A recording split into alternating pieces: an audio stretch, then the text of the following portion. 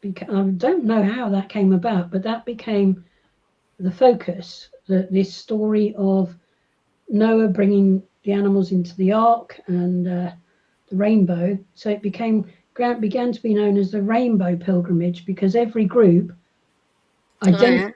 created its own identity and they chose a particular color, and they used to have bobble hats and all sorts of things, all different words. And anyway, I digress. So they these were the family groups, and so each family group is organizes its own program, but there is also a central program.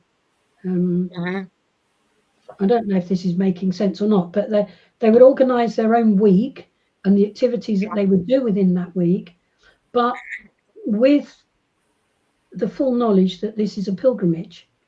And so the spiritual side is equally as important as the holiday side. So all of it, the spiritual and the holiday part, were all intertwined in one. And so each family group organized its own program for the week with the spiritual focus. And then there were times during the week when all the groups get together as one big trust. All right. So I hope that makes kind of sense. And these groups come now from all over the country. So they come from England, Scotland, Wales, and originally Ireland as well, north and south. And then over a period of time, the HCPT, as it was known then, created its own separate pilgrimage trust and became known as the IPT, the Irish Pilgrimage Trust. But so the groups came from all over the country, and each of us had a number, and you were very proud of your group number, because that was you. And that group together would raise funds so that the children, everything that the children do is paid for. The families and the children do not pay for anything to go on the pilgrimage. And all the children are sponsored, so the group has to raise the money to pay for the children's fares to go to Lourdes, and then in addition to that, they will then raise more additional funds to buy the group kit. They will raise funds to have cafe visits morning and afternoon. They will raise funds to take the children out on day trips to different places. And so you've got that balance of the spiritual and the fun, the holiday side of it. But all children, no child, if the parents want to contribute and donate, that's a different thing. But no child or no family has to pay for them to go on the pilgrimage. It is all completely done through sponsorship and an awful lot of hard work. And now the trust has grown and grown and grown to the extent that groups now, as I said, come from England, Ireland, Scotland, Wales, but they also come from Belgium, Bosnia-Herzegovina, Croatia, Ireland I've mentioned. There's a group from Italy, Poland, Romania, Slovakia, Spain, Switzerland, several groups from the United States, and from the couple from the West Indies. And they all converge on Lourdes from Easter Sunday through to the following Sunday. But so Easter is a particularly significant time of year then? Yes, because it's celebrating the resurrection of Jesus within the Christian faith. But it's not just about the children's pilgrimage. And at one point, it's probably not quite the same now, but at one point it was the largest children's pilgrimage in the world. And in the days, well, probably the 1990s, 2000s, you could have almost 10,000 people on pilgrimage with the HCPT at that time. But that would include kind of the support workers and everybody else as well.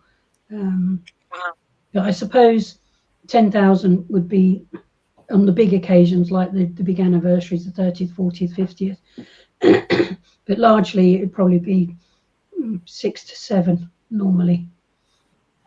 But numbers recently have been falling because of lots of constraints, particularly money. But that's one aspect to it. The other side of the trust is what you, excuse me, what was called Hosanna House Trust. And Hosanna House came about because the children who travel with HCPT are generally aged 7 to 18. And when they get to 18, they're young adults. They're not children anymore. They're young adults. And so they were no longer allowed to travel, being 18, but they still wanted to travel.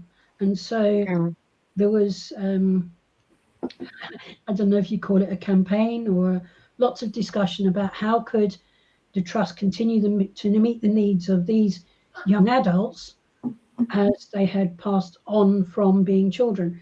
And so the trust bought a former hotel in the village of Bartres, which is a few miles outside of Lourdes.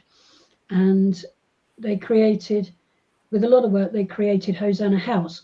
And Hosanna House became a centre of pilgrimage for young people, older young people, to be able to go on pilgrimage, continue to go on pilgrimage, but not being part of a family group. And then Hosanna House started to welcome pilgrims throughout the year. And so groups of people, not just young adults, but people from very young babies through to the very elderly would go on pilgrimage to Hosanna House and stay there. Yeah. And again, over time, it was recognised that it wasn't big enough. And so there was a program of building program, and the hotel was extended to create another wing. So there are now 2 wings to it, and in the centre of the two wings is the chapel. It's a very beautiful chapel in the middle, and it is out in the mountains, and it is absolutely beautiful to be there. I've been there many times and stayed there many times, and you can go out on the terraces. You can wake up in the morning to the sound of cowbells and sheep bells, and it's just absolutely beautiful. And so that was to cater for those who perhaps couldn't travel at Easter but still wanted to go on pilgrimage. They didn't necessarily want to go and stay in the hotels, and this was an option for them. And so eventually the two trusts, the HCPT and the Hosanna House Trust, merged into one to become the Hosanna House and Children's Pilgrimage Trust, but still with the same ideals, the same values, the same goals of to go on pilgrimage to Lourdes. Sometimes they're called pilgrim. Some of the phrases are life-changing pilgrimage, or life-changing pilgrimage, or changing lives through pilgrimage. So I can see on the screen there are various pictures popping up. That one there is the 2 wings of Hosanna House, and the 2 things that in the middle are where the chapel is. And it's a very, very beautiful place. But again, all of it is for those pilgrimages for the summer groups. They call the summer groups. They're self-financing, unless there are reasons why somebody would like to go on pilgrimage but can't. Then money will be raised to support them going. But those are self-financing, whereas the children's pilgrimage at Easter is all sponsored. Hey, can I just stop you there? Hey, I think we've really covered that ground pretty thoroughly. I just want to bring your attention to what I discovered here on your YouTube channel. It was really interesting there. You got the first, and it goes right through to the 12th apparition of Our Lady of Lourdes. Can you bring us up to speed what they that seems to be the central focal point for people to go to Lourdes in the first place, where the apparition took place in the grotto. Mhm. What's your take on all that? And is that why the Catholics sort of made it a place of Yeah, I mean, it's I've always marveled at why there and why then, because Lourdes is in the Pyrenees, the Hope Pyrenee they call it. It's in the middle of nowhere, and it was the apparitions, the visions of Our Lady, the Mother of Jesus, were to a sick, illiterate child. And I've always been fascinated as to why. But anyway, what it is that Bernadette Subaru was the daughter, one of several children of Francois and I've forgotten her mother's name, Louisa, I think, maybe. I'll have to check that. But she was one of the older children, and she was a very sickly child. And when she was a baby, her mother was badly burned, and she was sent to a wet nurse because she was a baby. She needed breastfeeding, and she was sent to a wet nurse, a kind of foster mum in Bartres.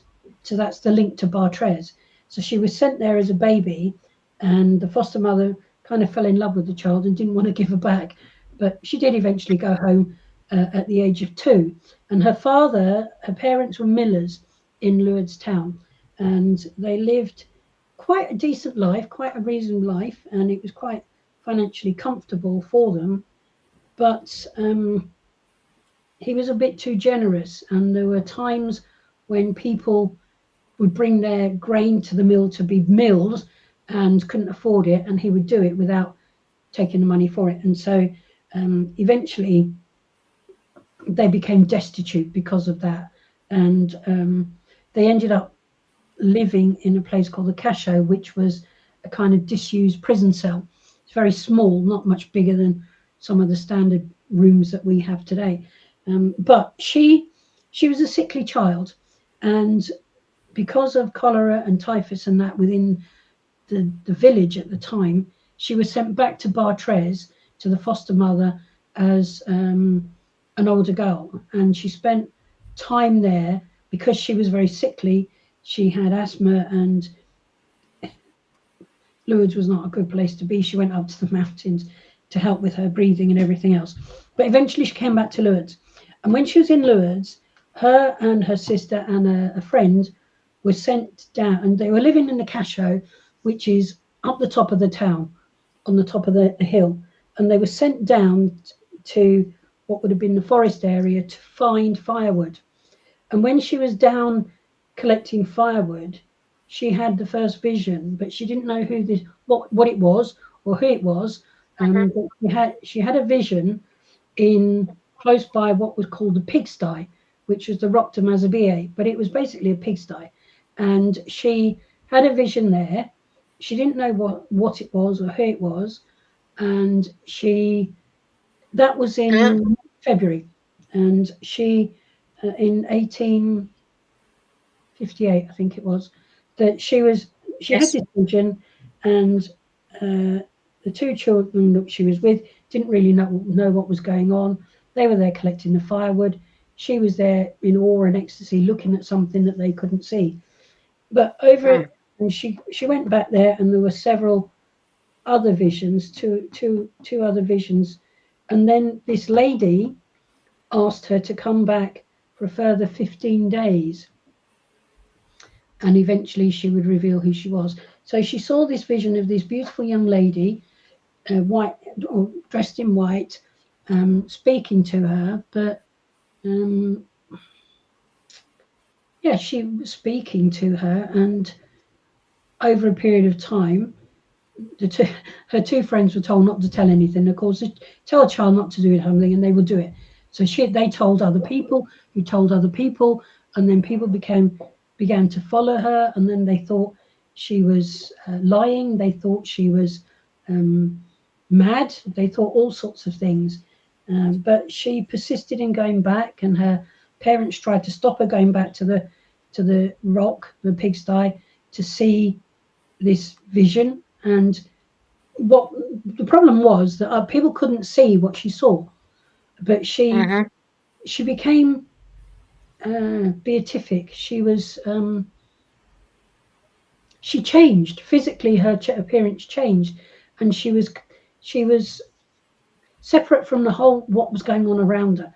But she went back time after time to see the lady, and people, her parents tried to stop her, the local police tried to stop her, they wouldn't believe her, but she went back. And at one point she was asked to get water to get the water, and so she went to the stream that was there, and the lady said to her no, and she had to dig in the ground, and she covered her face with mud, and people thought she'd gone completely loopy, but the spring sprang up from that.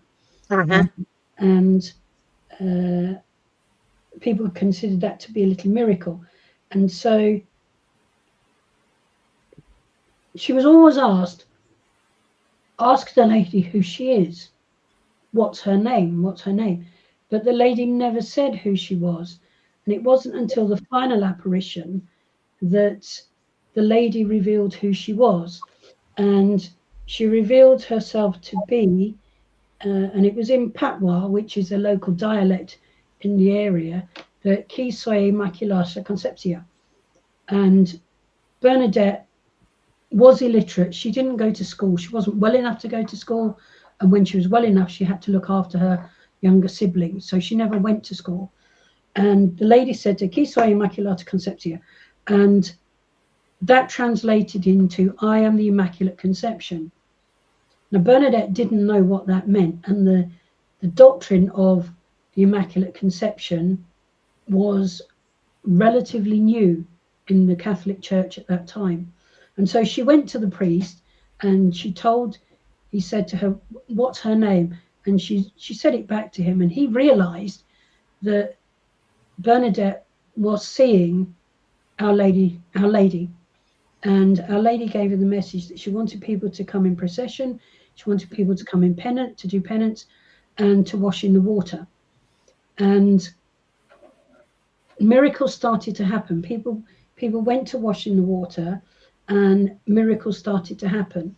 And there are not huge amounts of miracles, but there are many miracles that have been recognized as miracles by the Catholic Church. In other words, there is no scientific, medical, or rational explanation as to why these people have been cured, but they have been cured. And the apparitions went on from February through to March, and there were 18 of them in total. And so because of the water, because of Bernadette's story, Lourdes became a place of pilgrimage. And over time, it has built up and built up and built up. And of course, with all places of pilgrimage, you have a very commercial side to it. But within Lourdes itself, what they call the domain, which is where the site of the apparitions took place, and the surrounding area is all completely free of any kind of commercialism. And so it's a very spiritual place, and people go there to take part in the processions, to wash in the water, and to do penance. And they're still doing it. What's the maths? 1858, nearly 160 years? No, 260? I don't know. A long time. A long time they're doing it. And, I've been listening. It is an amazing. There's something about it. For me, there's something about it that when I go there, it's like going home. It's like going to my spiritual home. And I've been to lots of places, holy places around the world, but this is where it feels like home. It feels very special, and it feels like you're communing with your Maker in some form, but it's always to Jesus through Mary, and she is the conduit for building a closer, deeper relationship with Jesus Christ, Son of God, for Catholics. So, does that help, Jeff? Yeah, man. Yeah, just saying what the attraction was. And now, there's over 5 million people that go there every year. And, you can go there and look around and think, what is it about this place? And it's the depth of faith and belief. And I look at my favorite thing to do is to go to the grotto, but not to go to the grotto itself, to go to the other side of the River Garve, and sit opposite the grotto, because it's quieter and it's less busy, and there's less people, and just to sit and to watch and to look and to listen and to, I suppose, to pray in some way. And I think that whether or not you're a believer or not, that all those prayers must be doing something and must be going somewhere. And for all of the people who are there, truly, truly believing and praying, it has a profound effect on them. And I find that quite amazing, really.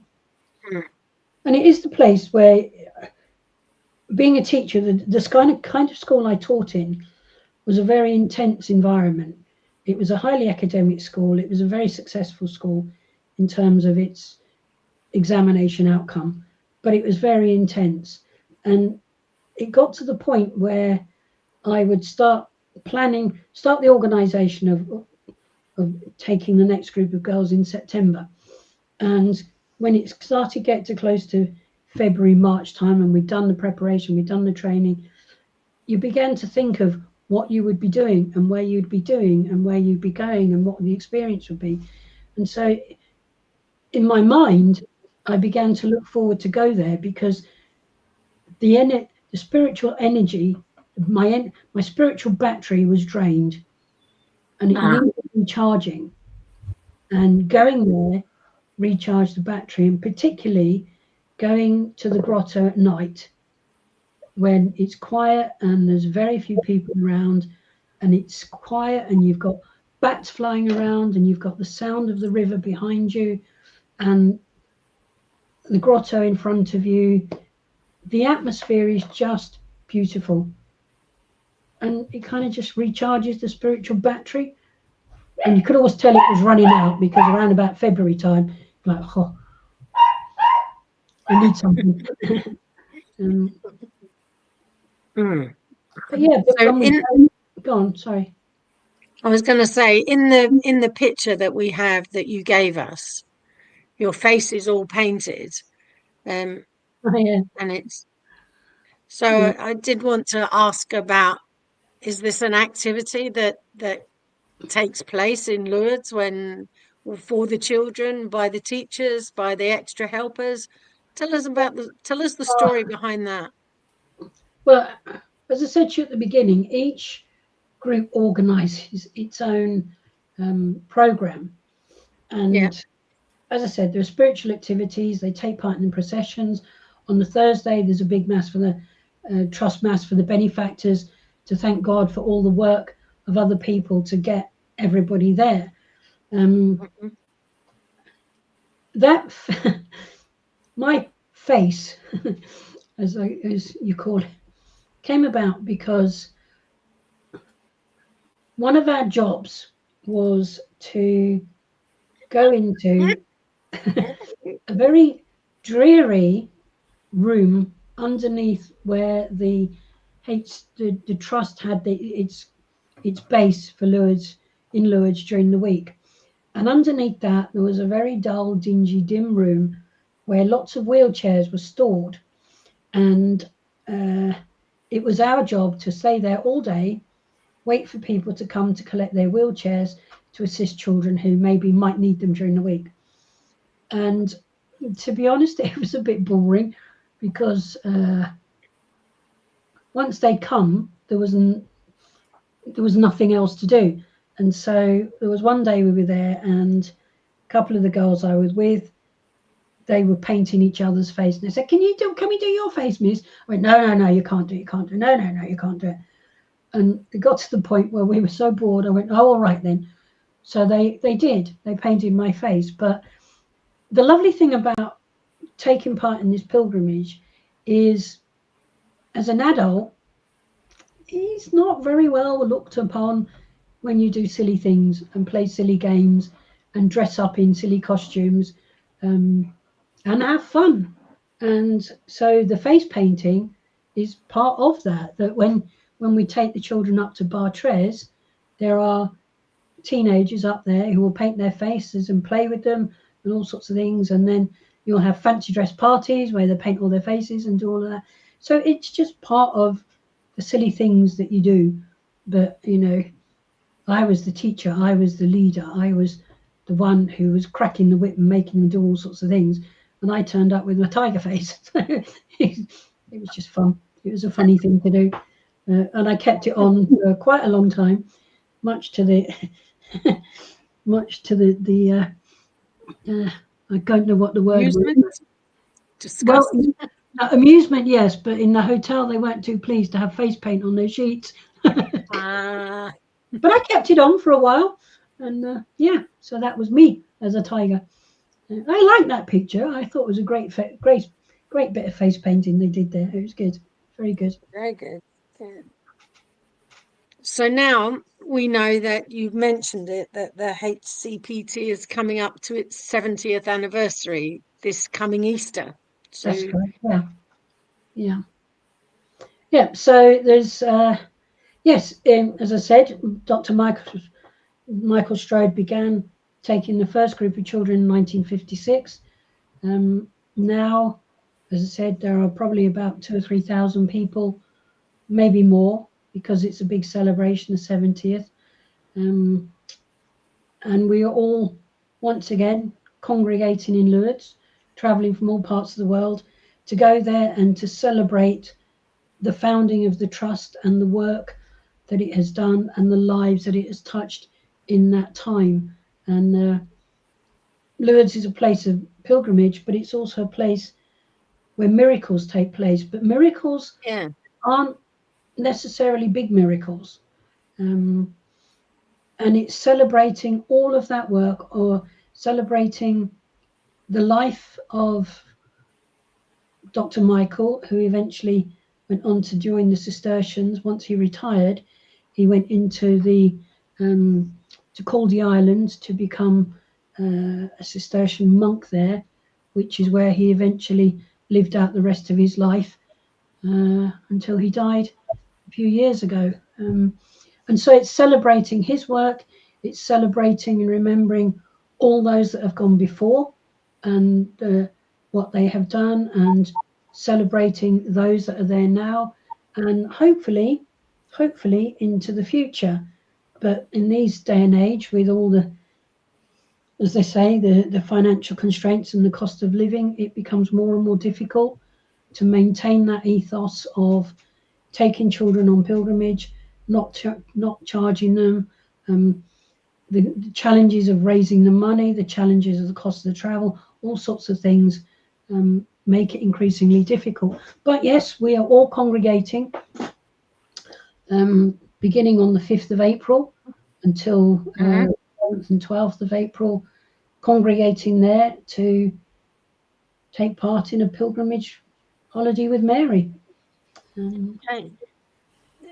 You when you were describing that, you talked about miracles, and some are not big miracles. What are the kind of miracles that you're referring to there?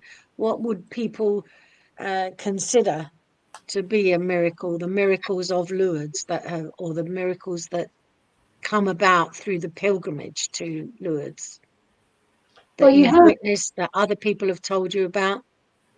Well, you have, I call them the big miracles, the ones that the church investigates and eventually will recognize as miracles that for which there are no explanations. And as I said, there aren't loads and loads and loads of those that are recognized, but they are still going on. And periodically there is one that is investigated and eventually confirmed as no other explanation for it. But there's the little miracles in life. Yeah. take place, and they are probably much more profound and much more. They are life-changing. So, for example,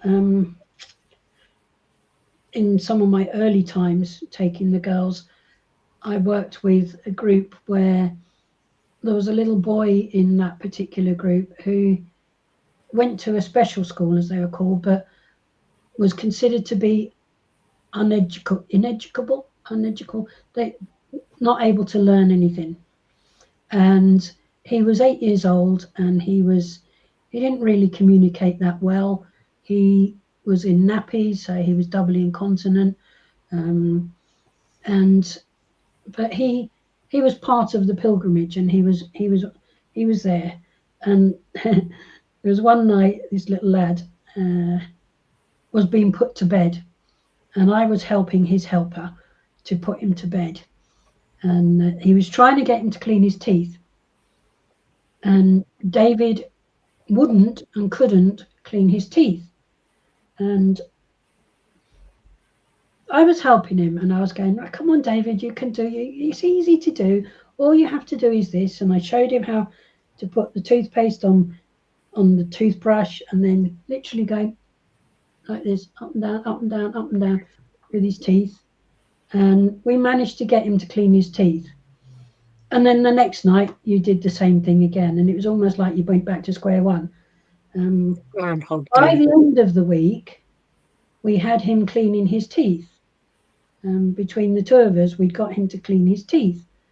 And he was absolutely beside himself with joy that he could clean his teeth. And he went home and he managed to show his parents how he cleaned his teeth. And he managed to show his teachers how he could clean his teeth. He didn't do a great job, I have to say, but he was doing it all properly in his own little way. And suddenly that opened a door to him, because he had learnt something. And you would never think learning to clean your teeth could change your life. But for him, it changed his life, because it meant, and I'm talking kind of like the late 80s, early 90s, but it meant that this child who was thought to be beyond education and beyond learning anything could learn something. And so I didn't really know what he went on to do and become, but the fact that he learned to clean his teeth meant that he could learn to do other simple basic tasks and to gain a level of independence. And it changed his life. And that's what I mean by little miracles. And you see it all the time in the children that go or come to Lourdes, are brought to Lourdes, that for some of them, they are very, very shy, very retiring. They don't communicate or don't have the skills to communicate. And somehow, in some way, being together in that environment with people who are solely there for that child and show love and care to somebody else's child in an intense way, somehow affects those children and changes them. And many, many times I have seen children who have come shy, retired, scared at the beginning of the week, and who by the end of the week have blossomed and have changed and go home and tell their parents and their family about the experience they have, and it has changed their life. But it's not just about the children, it's about the young people that I took or brought with me or invited to come with me to Lourdes. Those teenagers, some of whom had all sorts of emotional baggage and all sorts of things with them, suddenly found that not focusing on themselves but on others changed them somehow. And many of them discovered what they wanted to do in life and what vocation they wanted to follow. And there were many that, because of going on the pilgrimage, decided to become teachers or go into occupational health or physiotherapy or nursing or become doctors or go on in some way to change the world for the good in just a little bit. And to me, that is part of the miracle of Lourdes. It's not just about the big miracles, it's about how people are changed in some way by that experience, which stays with them for the rest of their lives. And they don't necessarily talk about it, but it does change them. And it may be that for some people, I took many children who were atheists. I always thought that was hilarious. Well, not hilarious, but I found it very intriguing that children who were atheists wanted to go on a pilgrimage. And it was, no, I'm not going on because of the spiritual bit. I just want to go and help people. That's fine. Come along and help people. But they weren't allowed to opt out on the spiritual side. You know, you bought into it. If you were coming, you bought into the whole package. And like it or not, they were involved in that, because if they're going to be in a family group, they do what the family group does. And if that means going to walk the Stations of the Cross, or going to wash in the water, or going to pray, they went with them. They didn't have to do it, but they went with them, and somehow they were exposed to it. And so I always found that intriguing, that aspect of it. But even those children, atheists as they were touched by that deep spiritual side. And they didn't necessarily go off and believe in God. I wouldn't claim that by any means, but it did touch them and it did move them. And again, I would say that's another little bit of a miracle. Yeah, so miracles don't have to be big, blasty, blousy, in your facey type things. They're just somehow you're changed by what you've experienced for the better. And Okay. yeah. So when I listen to you talk about the extra helpers that are coming, that go on the pilgrimage with you, at 16 and 17 years of age, would it be fair to say that this is probably one of their first experiences of joining another family that isn't their own family, the family that they've grown up in, and that too is an act of independence that's taking place? Yes, it is. And some of those youngsters that I took went on to join the family groups and to become members of those family groups and to return time and time again as carers. But the way it worked with my girls was that they weren't old enough to be allocated a specific child, and they weren't involved in the preparation that there is in bringing a child, somebody else's child. Because when you take somebody else's child abroad or take somebody else's child away, it's a huge responsibility, a massive responsibility. And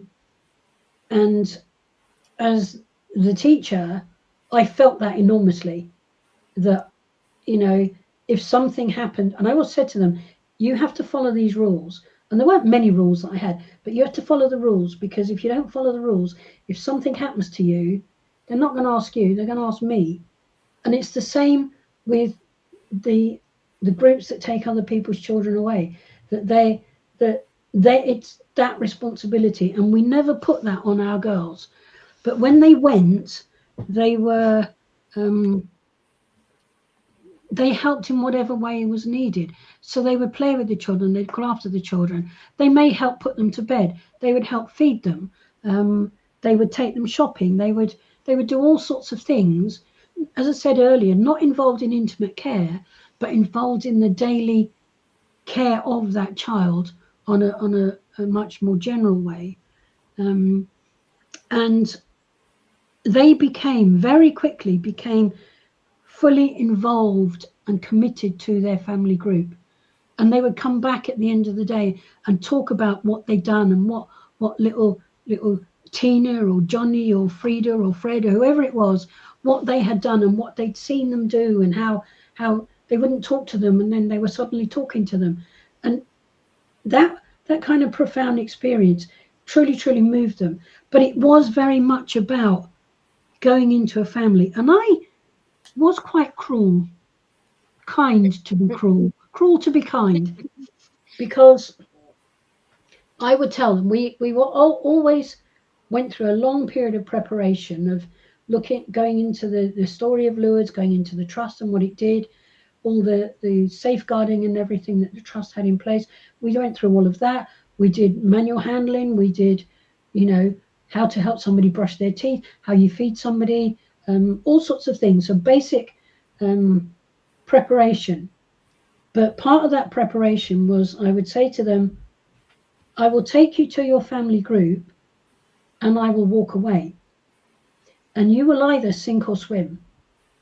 And they would look at me and go, no, she's not, no, you wouldn't do that. But I did.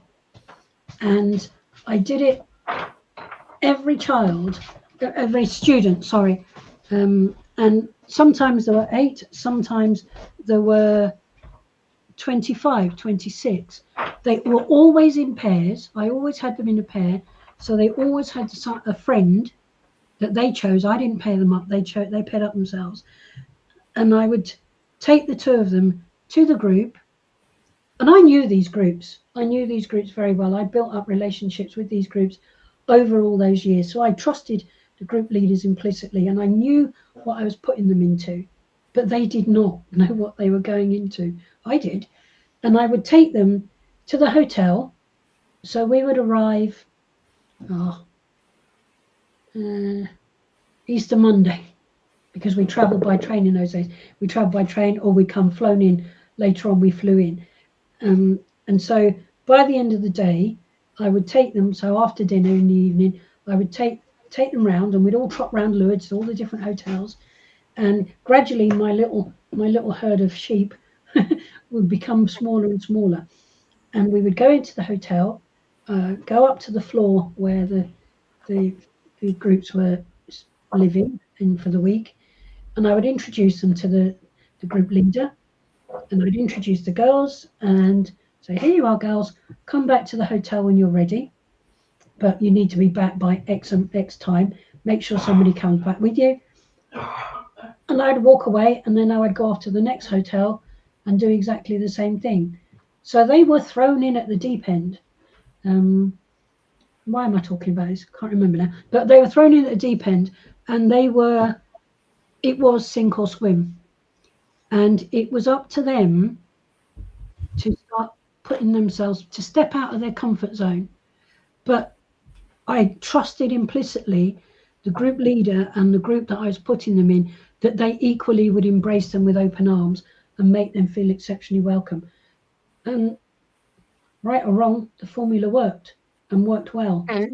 And were there many that sank, or did they all actually swim in the end? No, not many sank.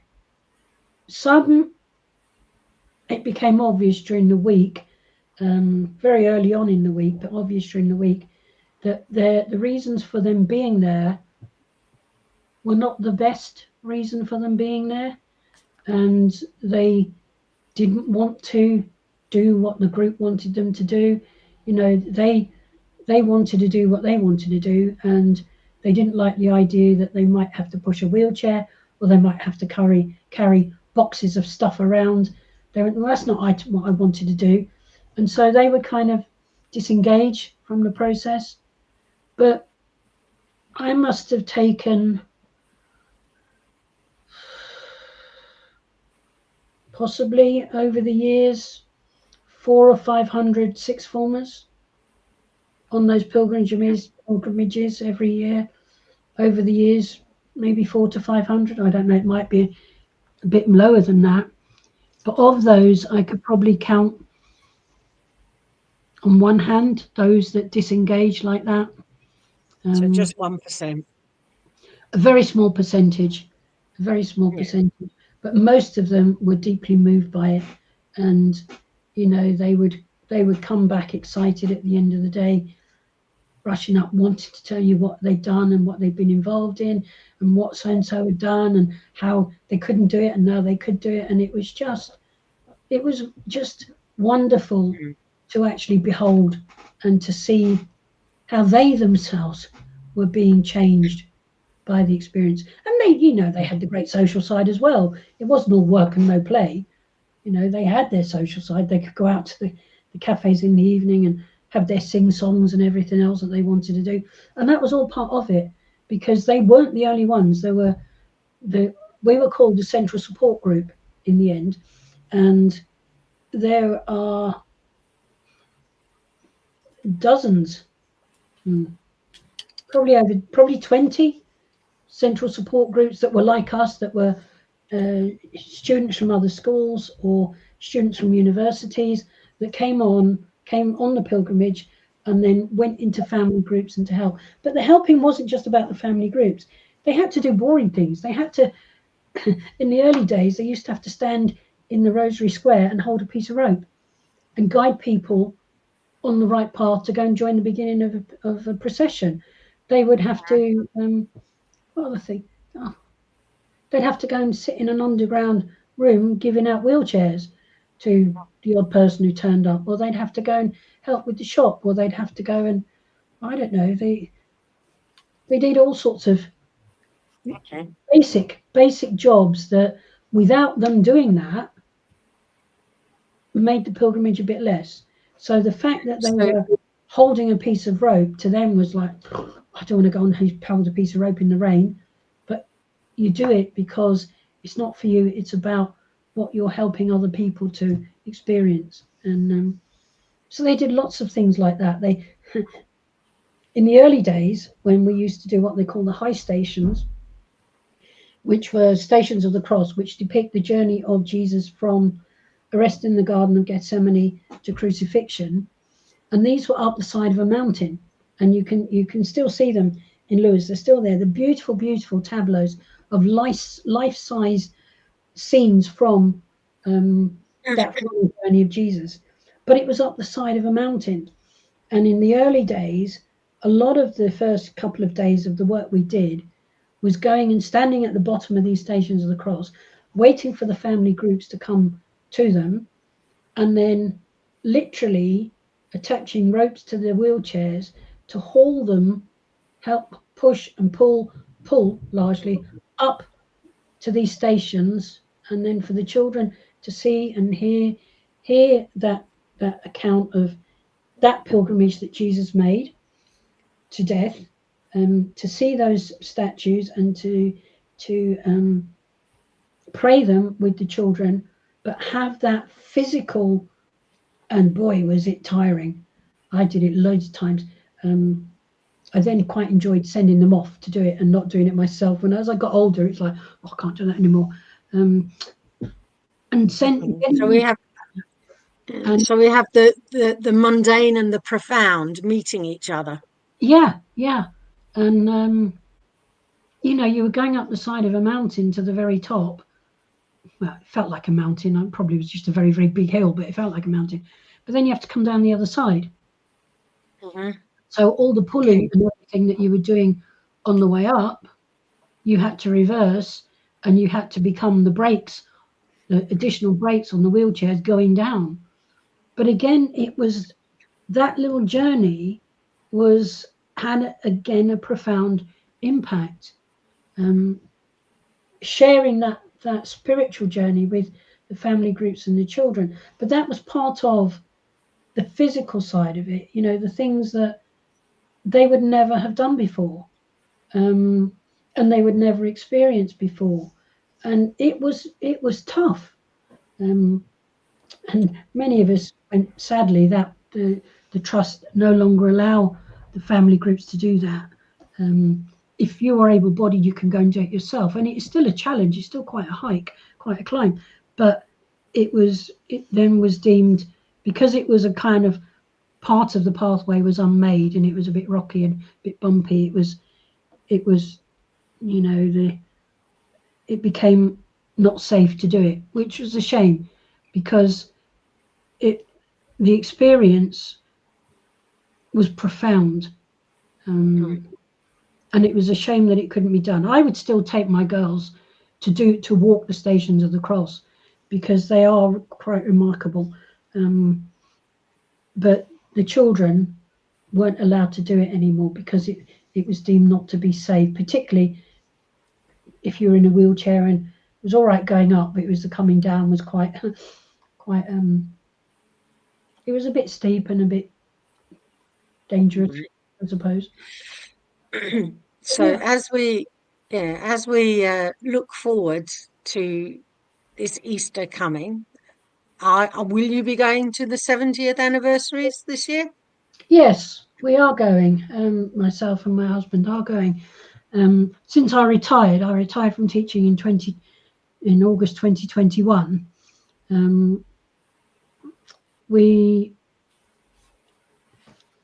Stephen had a role called Chief Brancardier, which was organising and directing the work of the additional helpers, the central support group helpers, doing all sorts of things, largely to do with the processions and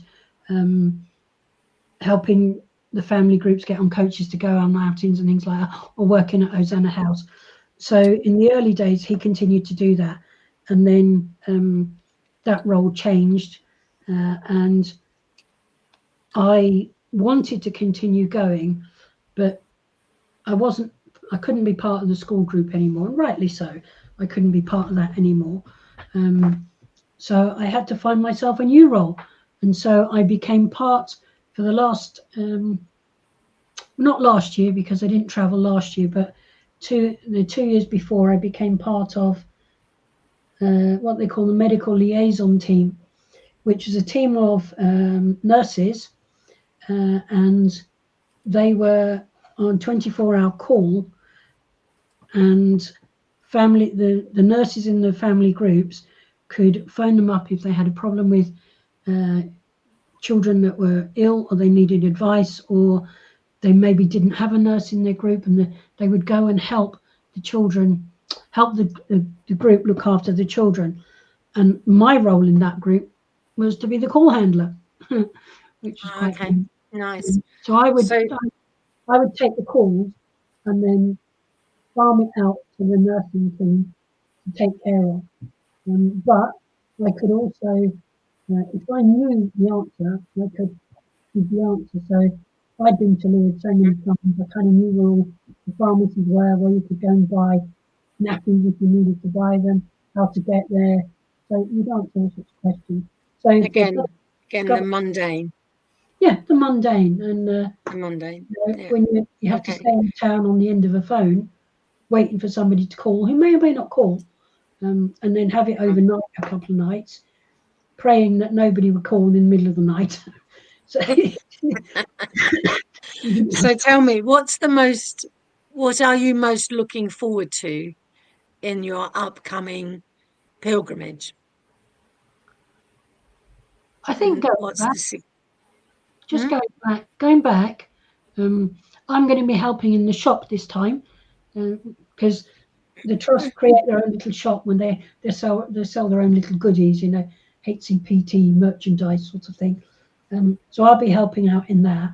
But it's just going back to the place and looking forward to going and sitting on the other side of the river, looking at the grotto, and taking part in the Torchlight procession on the Thursday, taking part in the benefactors mass on the Thursday, and just being there and seeing people where you haven't seen them for a year or maybe 2 years, and you go and you say hello and you pick up where you left off, so you've never been apart.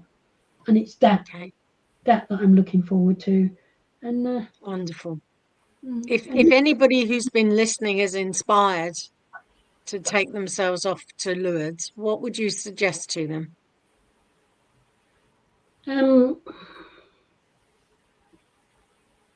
I would recommend, if they wanted to join a family group and do some of the things that I've been talking about, then they should go to the HCPT website, and there are links on that where it says get involved, think it says get Uh-huh. involved, or learn more about, get involved. And there's a section on that. I'm sorry, I'm just trying to find. There's a section on that you can find your nearest group. And Right. if you click on that and put in your postcode, it will show you all of the different groups that are located within that area, because all the groups are divided up into regions. And so you will find groups that are in your region. But the best thing is probably to contact the HCPT directly, the umbrella organisation directly. And you don't have to be Catholic, you don't have to be Christian. The children don't have to be Catholic or Christian, they can be of any faith or no faith at all. But as long as Is there an organisation? Is there one in Australia? There was, I think, talk of starting one in Australia, but there is the logistics of one coming from Australia. Okay. But they come from America, so it's not beyond the pale. And they would be part of the international HCPT, and there are slightly different rules for those about how that is done. But there's no reason why they couldn't come from Australia. It's just the challenge and the logistics would be a bit harder, but there's no reason why not. Okay. Yeah, you can go on to HCPT website. It's under find your nearest group, but the best thing to do is probably just contact them. And if you want to try and become a helper, then there's no reason why you can't, but you have to go through a whole safeguarding procedure, because that's very, very important.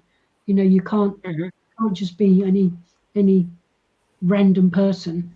You have to go through their procedures, and you have to be fully committed to the group and wanting to be involved in the fundraising. It's a commitment, it's a huge commitment.